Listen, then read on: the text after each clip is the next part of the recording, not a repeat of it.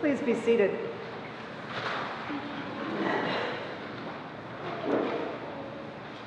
The African American community has a saying, making a way out of no way.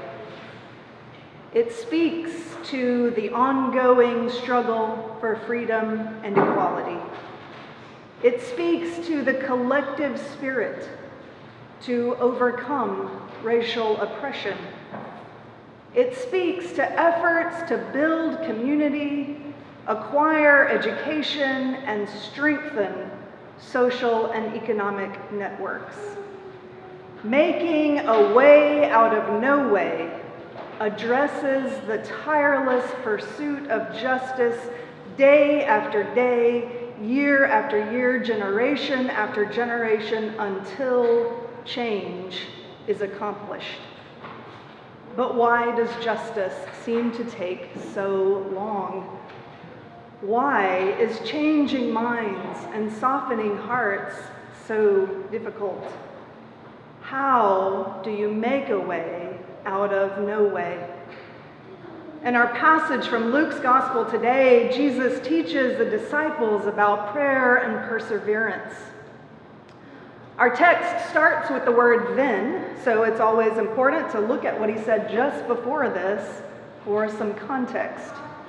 You'll remember from last week that Jesus has just healed the Samaritan leper who turned around in heartfelt gratitude and thanked him. He is then drawn into a conversation with the religious leaders about when the kingdom of God might come. Jesus tells them just before this, chapter 17, verses 20 and 21, the kingdom of God is not coming with things that can be observed, nor will they say, look, here it is, or there it is. For in fact, the kingdom of God is among you. Jesus is saying, I'm here. The Samaritan leper can see the hand of God at work. Why can't you? He tries to prepare his disciples for a time when he will be rejected and they will be parted. In verse 25, he tells them, but first he must endure much suffering and be rejected by this generation. So this sets the stage for our passage today, where he's teaching the disciples about the importance of continued prayer and a strong faith so that they will not lose heart. Jesus tells them this strange little parable about a widow and a judge to talk about persistence. In verses 2 and 3, he says, in a certain town there was a judge who neither feared God nor cared what people thought. And there was a widow in that town who kept coming to him with a plea, grant me justice against my adversary. Widows in Palestine at that time were very vulnerable. In that patriarchal society, they had lost their male protector. This woman who came to the judge was on her own. We don't know all the details of her case, but the judge, who neither fears God nor respects people, rules against her. The socially acceptable thing for her to do is to accept his ruling and go away. That's what everyone expects from her. She is supposed to accept things as they are, fair or unfair, and just fade out of sight. Yet this woman, this widow, is determined. She is going to make a way out of no way. She is not going to accept an unjust ruling. She does everything she can to change the status quo. She keeps coming, keeps confronting the judge, keeping after him, calling for justice. Finally, in this story, the judge gets worn down and agrees. And this is where I think people can get off track a little bit trying to determine what Jesus is saying here. He's not saying God is like this judge. People love to turn God into this terrifying figure raining down punishments. You'll recall in John 3:17, which everybody knows John 3:16, but what does 3:17 say? Indeed, God did not send the Son into the world to condemn the world, but in order that the world might be saved. God becomes incarnate. God comes among us, not to condemn, but to save. Jesus is saying that God is not like this judge. He is contrasting the two. He's using a standard rabbinical technique, comparing heavy and light to show how different one thing is from another. So if this terrible, awful, worst judge ever can end up doing the right thing, how much more will God, who loves you, bring about justice? In this teaching, the disciples are learning about the kingdom of God, a kingdom of the Beatitudes, a kingdom where the mighty are cast down from their thrones and the poor are lifted up. In light of this, one of my very favorite commentators, Debbie Thomas, looks at the parable from a very different perspective. She writes, quote, "What if I am not the widow in the parable? What if I am the judge?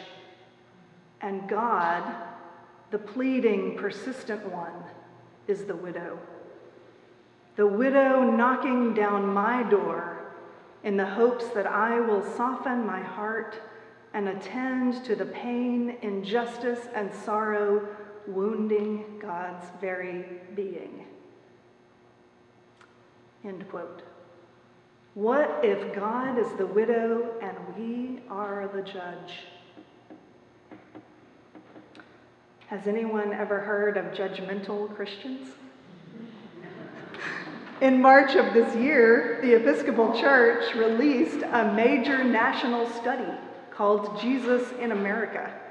Their research found that the majority of Americans polled believe Christians are not necessarily practicing what Jesus taught, and they feel judged when talking about their beliefs. According to the study, listen to this, 50% of non-Christians associate Christians with hypocrisy. 49% of non-Christians associate Christians with being judgmental.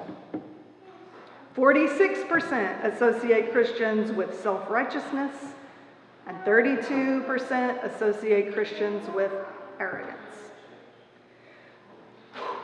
Now, this can be difficult for us to hear. In the very same study, they asked the Christians to describe themselves. And this is what the Christians say. 57% say compassionate, 56% loving, 55% respectful, and loving is 55%, respectful 50%, and friendly 49%. So there is definitely a disconnect happening. And this study gives us a lot to think about. Both testaments tell us that God is a God of love and justice.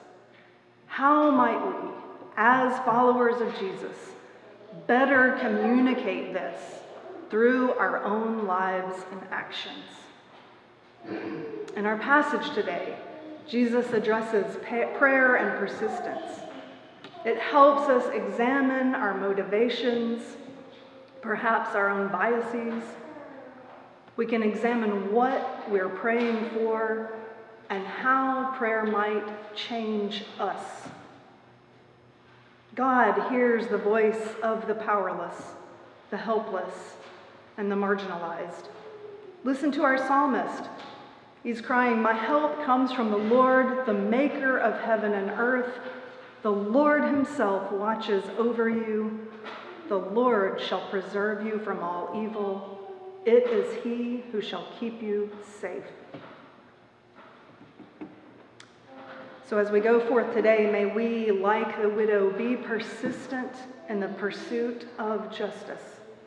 May we too lift up the voices of those in need, and may we stand alongside in support of all of those making a way from no way. Which leads us into shifting gears just a little bit into our discussion of our annual stewardship campaign. And last week we kicked that off by taking time out to recall all of the things that we're grateful for in the life of our church. And this week we continue to pray and reflect on our theme of more than enough. God's blessings are always more than we can ask or imagine. There is plenty for all. All are welcome. God gives us more than enough, and it is our great joy to respond with gratitude and indeed with perseverance to ensure that everyone is included and valued around God's table. So, over the next few weeks, I'm going to be inviting some different voices to come and speak. I want people to be able to share their own stories about how they've experienced God here at St. Mark's and what this church means to them, why they support us. And in the meantime, I hope that over the next few weeks, you will spend some time in prayer about how God may be calling you to support the work of this church, because your participation is so critical to the missions and ministries of this church. Then on November 6th, the Feast of All Saints, we will have our annual stewardship blessing where we will bless all of the pledges that will sustain us in the coming year. So at this time, please help me welcome Marie, who is going to share her story with you.